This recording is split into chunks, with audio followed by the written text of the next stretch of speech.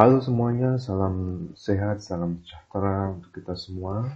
Pada kesempatan kali ini saya ingin berdiskusi tentang etika dan hukum dalam mata kuliah filsafat hukum. Kita akan bahas tentang apa hubungan antara etik atau etika ya, dan hukum itu sendiri. Tentunya dua hal ini saling berpengaruh, apalagi di dalam hubungan society atau masyarakat. Akan ada keterkaitan antara etika serta hukum itu sendiri. Hubungan etika dengan perilaku manusia. Etika berhubungan dengan perilaku manusia. Tentu manusia itu yakin dan wajib berbuat baik serta menghindari yang jahat. Maka ini sudah menjadi suatu hal yang dicari ya, atau diinginkan bahwa manusia itu etik ya. Mencari etik, mencari kebaikan. Etik sendiri ya, sebuah ukuran di mana perilaku itu dapat dikategorikan baik dan tidak baik. Oleh karena itu, dalam etika itu mempermasalahkan beberapa hal, antara lain sebagai berikut. Pertama, mungkin apakah yang disebut baik itu ya. Sedangkan kita itu punya egoisme etik masing-masing. Ya, Pak Bino, saya ini ya, itu mungkin mempersepsikan baik itu seperti ini, tapi berbeda dengan persepsi baik bagi saudara sekalian. Kemudian, apakah yang dinamakan buruk itu? Ini kebalikan antara statement yang atas ya. Apa yang dimaksud dengan buruk? Seseorang melakukan hal buruk itu seperti apa kadarnya? Nah, ini pun juga berbeda persepsi masing-masing orang. Kemudian apakah ukuran baik dan buruk itu ukurannya yang digunakan sebagai rubrik mengukur antara perilaku seseorang itu baik dan buruk itu tentunya di dalam masyarakat itu punya ukuran tersendiri, dan mungkin di dalam satu society masyarakat satu sisi atau di satu tempat itu akan berbeda dengan tempat lain, masyarakat lain. Kemudian apa juga yang dinamakan tentang apakah suara batin itu ya, tentang perasaan ya, suara batin yang apa sebenarnya suara batin itu apa ya, kita kan punyanya logos. Kalau saya sih cenderung berpikirnya kita punya logos ya, yang digunakan manusia itu yang digunakan untuk berpikir adalah logika atau pikirannya, akalnya. Kemudian mengapa orang terikat pada kesusilaan, apa pentingnya ya. Lalu pertanyaan adalah apa pentingnya kesusilaan sebagai salah satu bagian dari norma ya. Tentunya teman-teman ingat itu ada norma, 4 besar norma yang ada di dalam society masyarakat. Itu ada 1 norma agama, kedua norma kesopanan, ketiga norma kesusilaan yang ini disebutkan dalam slide. Kemudian tentunya ya ada norma yang kuatnya lebih mengikat, sanksinya tegas, yaitu norma hukum. Nah, perspektif sifat dasar manusia itu, kalau kita berpikir ya, teman-teman berpikir itu, kita punya perspektif namanya, gambaran, pola pikir. Ya, perspektif sendiri itu akan dipengaruhi, tentunya akan dipengaruhi banyak faktor. Ada banyak faktor yang mempengaruhi perspektif seorang, sehingga dia bisa mengeluarkan statement, menyatakan pendapat mungkin, atau memberikan pernyataan. Itu perspektifnya juga didukung beberapa faktor-faktor menentukan. Misalnya ukuran etis yang didasarkan pada pertimbangan-pertimbangan kemanusiaan. Ini pun faktor menentukan juga banyak. Mungkin pengaruh lingkungan, mungkin juga pengaruh pendidikan, ya, atau mungkin pengaruh keadaan. Bisa keadaan geografis, biasa keadaan lingkungan itu tadi yang saya sebutkan. Itu sangat berpengaruh. Kemudian ada asumsi ya. Asumsi pendapat bahwa manusia itu homo ethicus. Saya percaya tentang manusia sebagai homo ethicus ya. Manusia memiliki ya, etik ya. Dia suka tentang etika, tentang kebenaran. Selalu dia gali. Ya. Dia gali tentang makna kebenaran dan memperlakukan kebenaran itu seperti yang dia inginkan. Kemudian yang ketiga adalah poin manusia dianggap manusia bila berlaku etis. Atau kita ini bisa dianggap sebagai manusia atau manusiawi, maka dia harus menerapkan itu etika. Tadi di awal etika itu takaran antara baik dan buruk. Maka kalau kita ingin dianggap manusia, maka harus bisa melakukan hal-hal yang manusiawi dong. Ya. Agar kita bisa dianggap oleh masyarakat tersebut sebagai orang yang manusiawi, yang berlaku etik. Nah, ini ada perspektif ya, beberapa perspektif yang mempengaruhi, seperti perspektif religius tentang keyakinan kita, religi kita. Ya, ada hubungan, kalau kita kaitkan lagi, ada hubungan dengan ukuran, dengan apa ya, dengan keyakinan terhadap ketuhanan, ya, keyakinan terhadap hal baik itu dipengaruhi karena hubungan antara manusia dengan ketuhanan. Etis tidaknya perilaku itu bergantung agama yang dianutnya.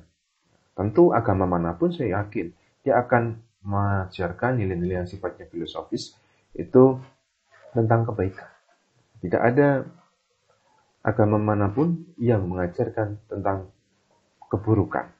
Silahkan membunuh, silahkan mencuri, silahkan berbohong, silahkan dan sebagainya. Hal-hal yang buruk itu saya kira tidak diajarkan di dalam agama manapun.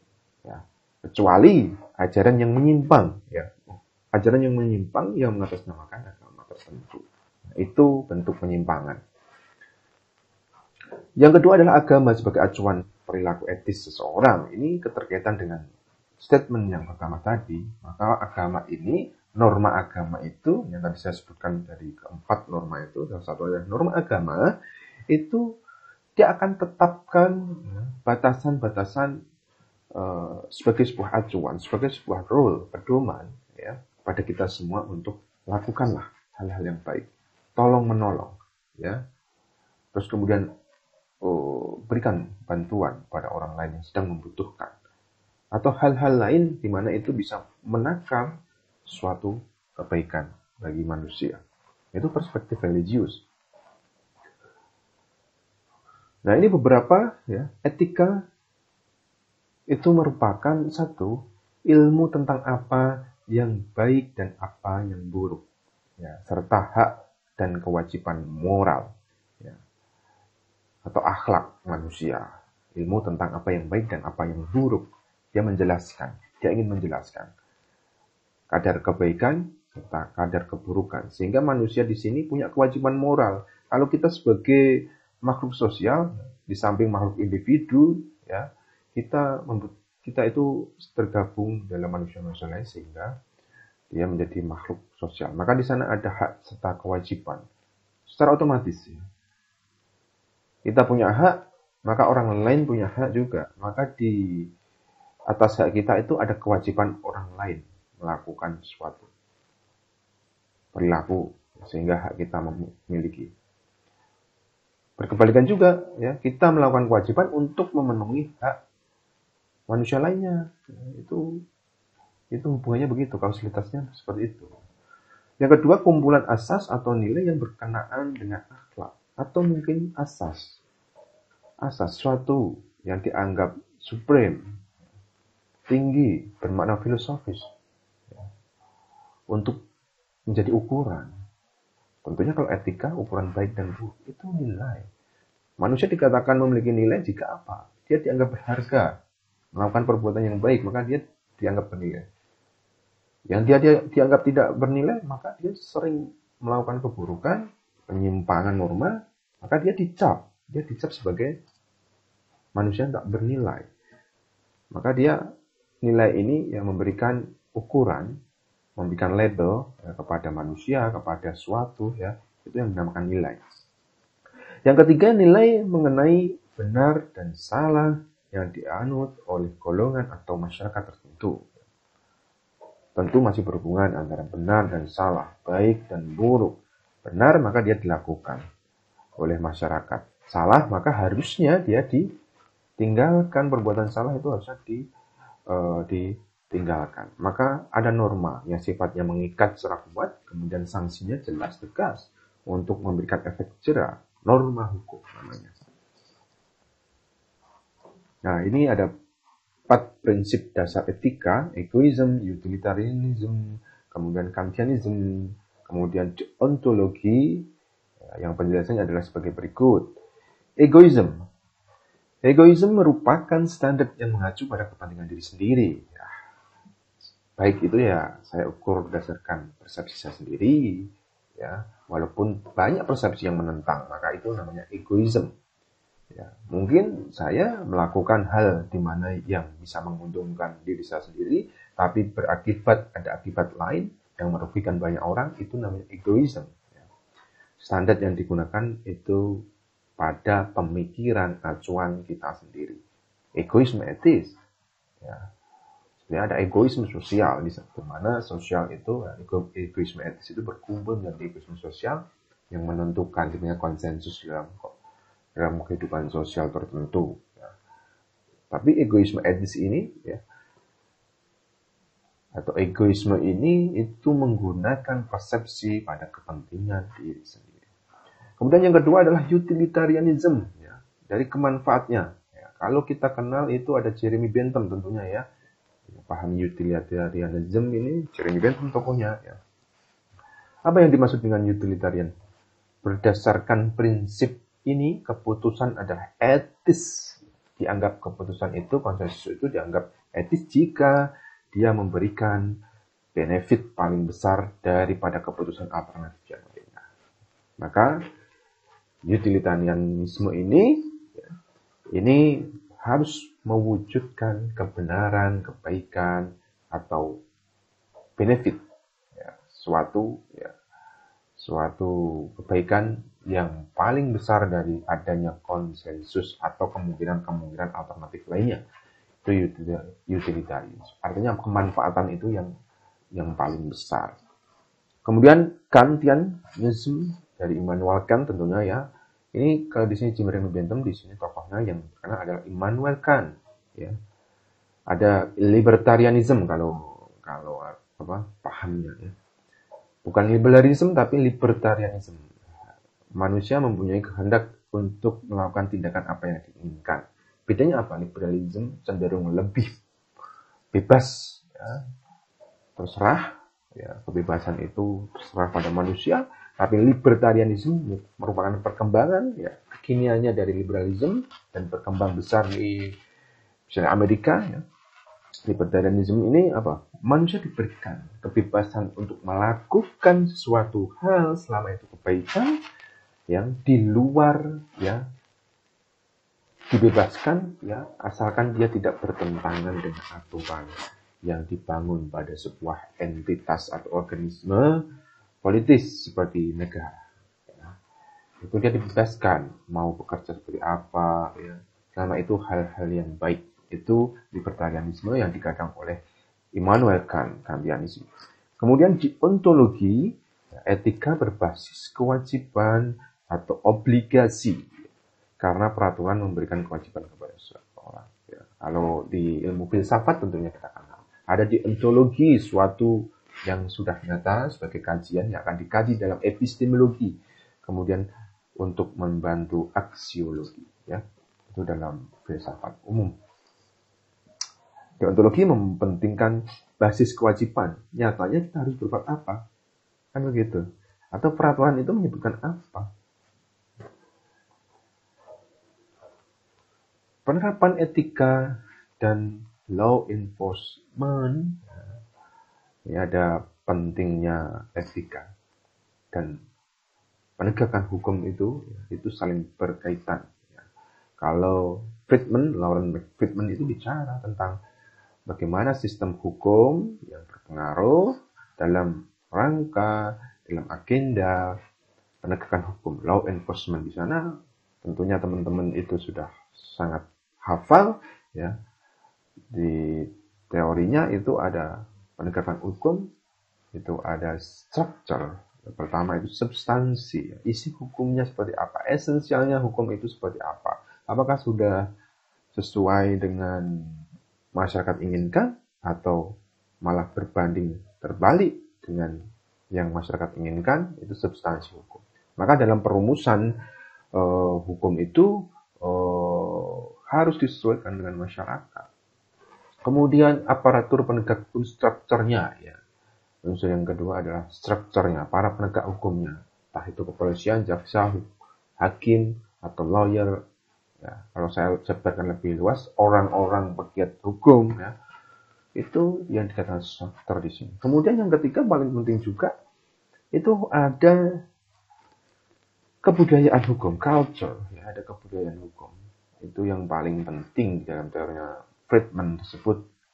Percuma tidak ada budaya hukum, walaupun substansinya hukumnya itu dibuat sebaik mungkin, strukturnya sudah diberikan banyak struktur penegak hukum, direkrut, kemudian sudah di coaching secara baik, tapi culture-nya sendiri tidak terbangun di dalam masyarakat. Ya, budaya hukum masyarakat itu masih cenderung rendah. Ya percuma. Atau hukum harus bekerja keras, bahkan harus mandek.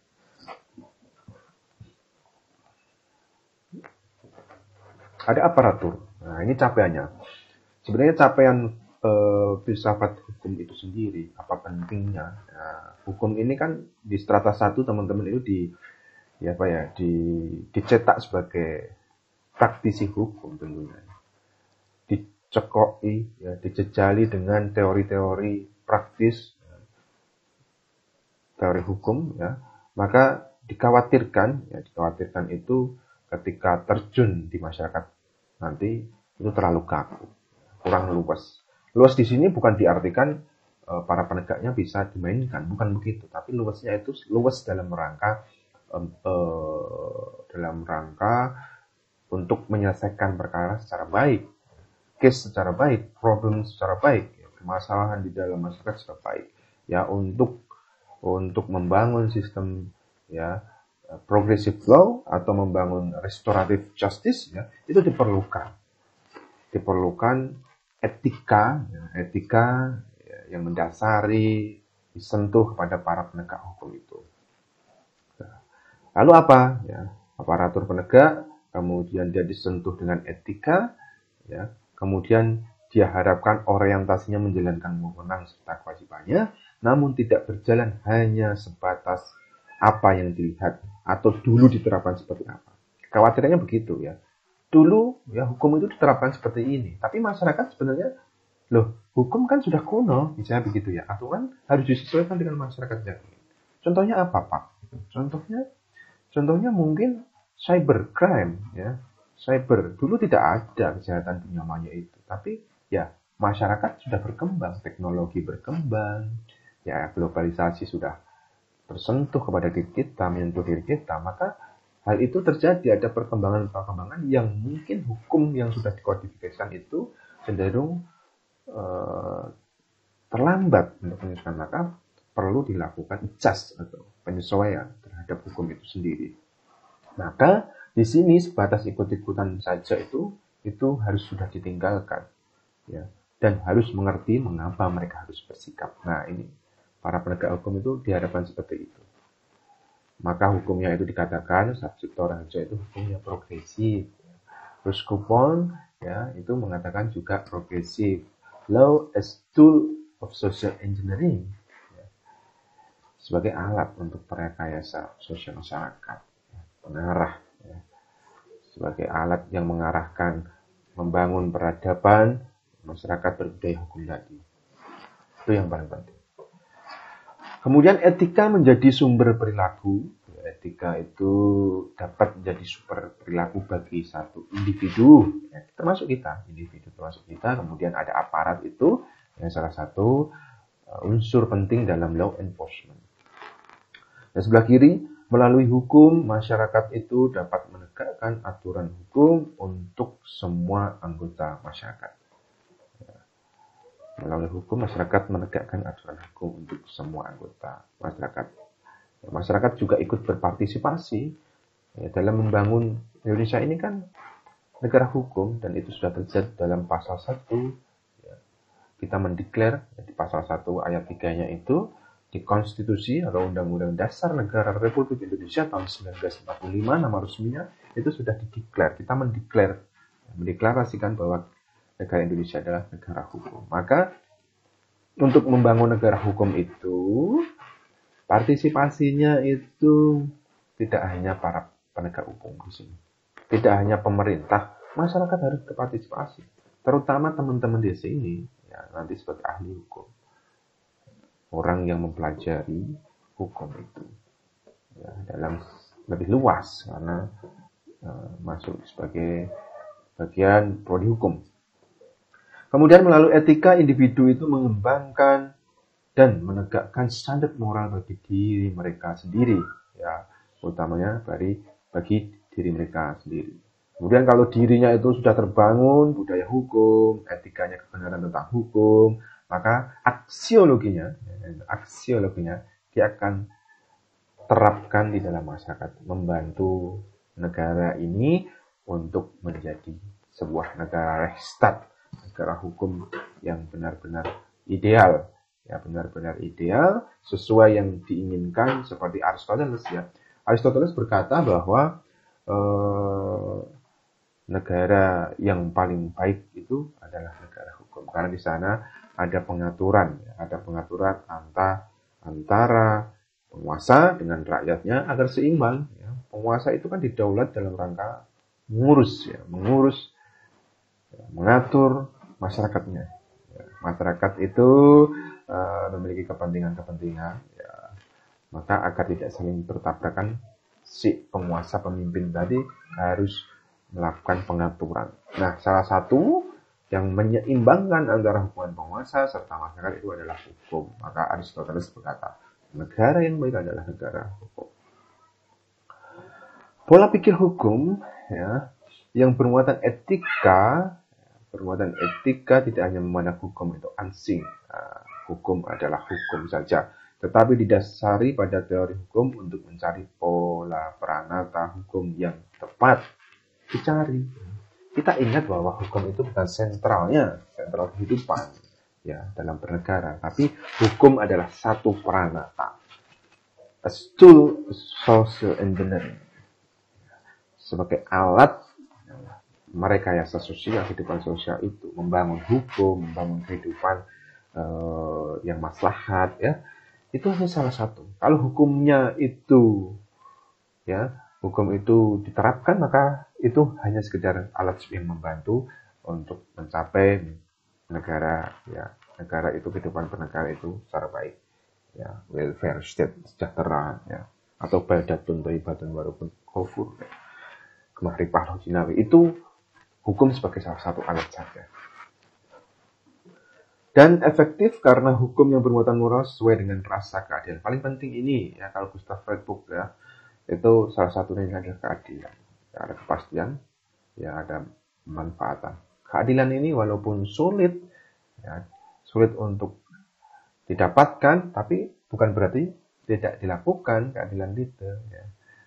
Maka peran etika membantu para penegak hukum dalam law enforcement, ya, untuk mencapai salah satunya adalah keadilan serta utility tadi, kemanfaatan. John Rawls dalam Theory of Justice, ya, ini dikenal, ya, John Rawls sebagai keadilan, dari keadilannya itu memasukkan pertimbangan moral dan etika. Dia masukkan, John Rawls itu masuk antara pertimbangan moral yang ada dalam masyarakat, moral manusia, kemudian etika baik dan buruknya dalam merumuskan hukum agar mencapai keadilan, ya. Maka idealnya kebijakan atau hukum, aturan, undang-undang dan sebagainya itu didasari dengan moralitas dan etika.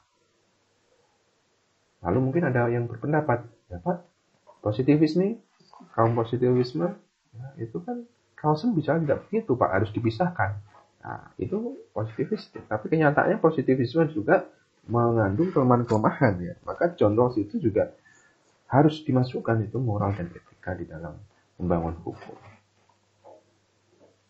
Persoalan etika sudah lama mendapat perhatian kalangan hukum.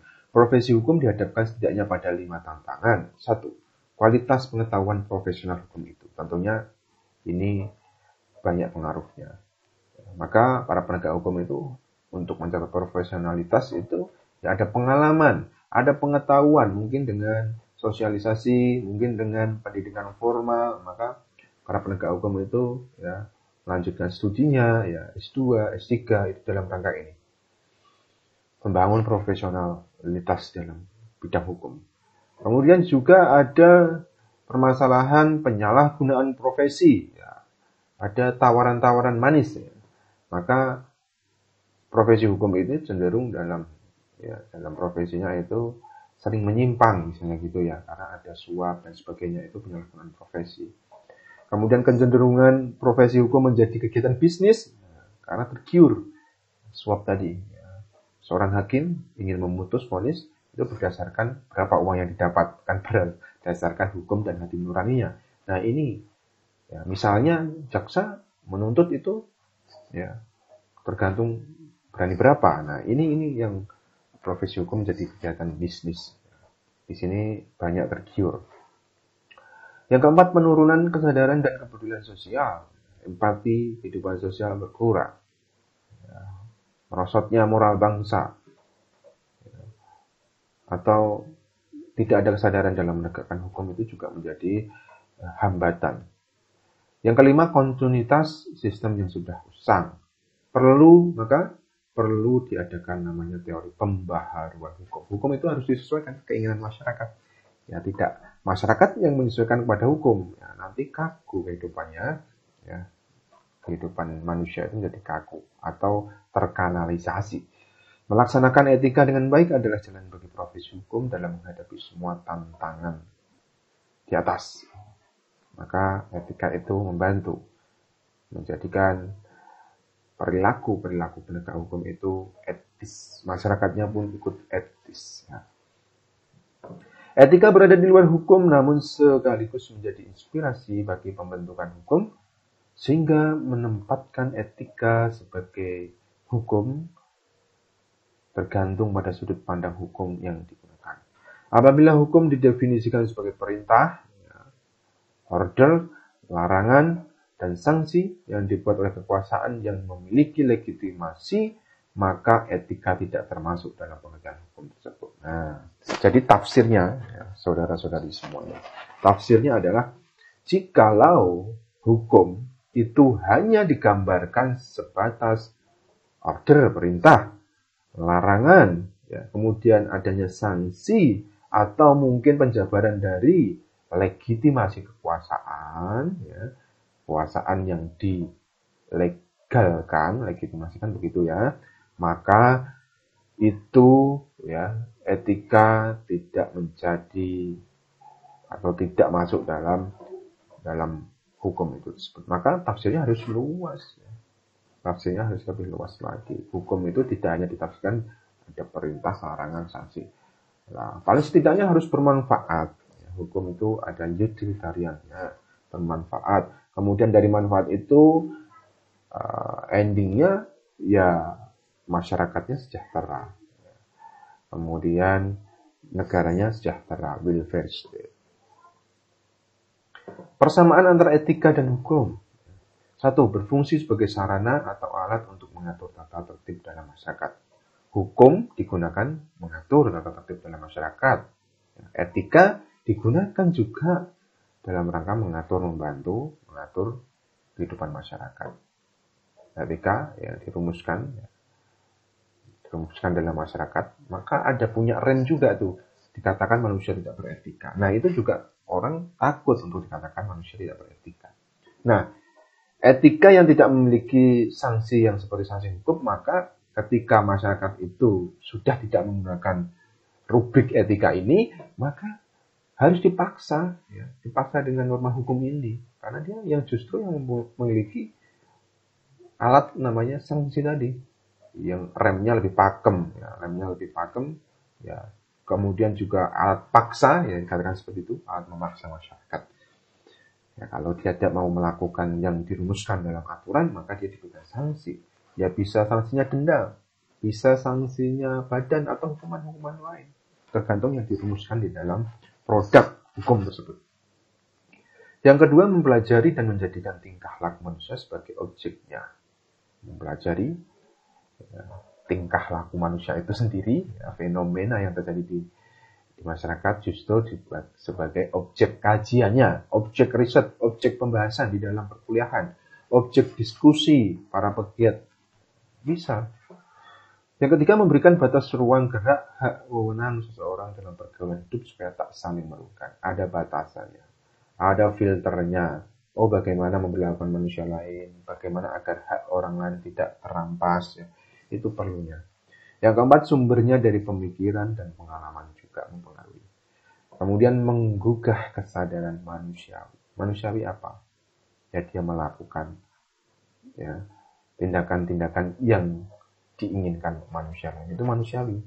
Dia inginkan apa, ya berarti dia harus lakukan seperti apa. Ini perbedaan etika dan hukum. Etika, pertama etika keberadaannya tidak tertulis. Hukum dalam bentuk tertulis atau terbukukan, kodifikasi sebagai hukum negara, hukum positif. Yang kedua, etika bersifat subjektif, subjek, dan fleksibel. Itu persepsinya tergantung subjektivitasnya, etikanya. Kalau hukum lebih cenderung objektif, ya, dan tegas. Berlakunya juga universal. Yang ketiga, etika tidak memerlukan bukti fisik dalam menjatuhkan vonis. Tidak seperti hukum memerlukan bukti fisik dalam menjatuhkan vonis. Ini etika mungkin hanya sebatas cap, pemberian cap. Manusia tak beretika. Bukti tidak perlu. Kalau hukum perlu. Untuk menjatuhkan vonis, keputusan itu ada bukti fisik. Etika bersifat memberikan tuntunan, memberi tuntun, ya, menuntun, ya, seperti orang yang sulit melangkah maka dia harus dituntut. Sedangkan hukum bersifat menuntut, ya, di sisi kiri etika tuntunan, yang hukum menuntut. Yang kelima, etika tidak memerlukan alat untuk menjamin pelaksanaannya. Ya. Hukum memerlukan alat penegak hukum untuk pelaksanaannya. Law flows in a sea of ethics. R. Warren, Ketua Mahkamah Agung US. Demikian yang bisa saya sampaikan dalam etika dan hukum. Ya, kita bertemu dalam pembahasan-pembahasan yang selanjutnya. Salam sejahtera dan salam berbudaya hukum. Terima kasih.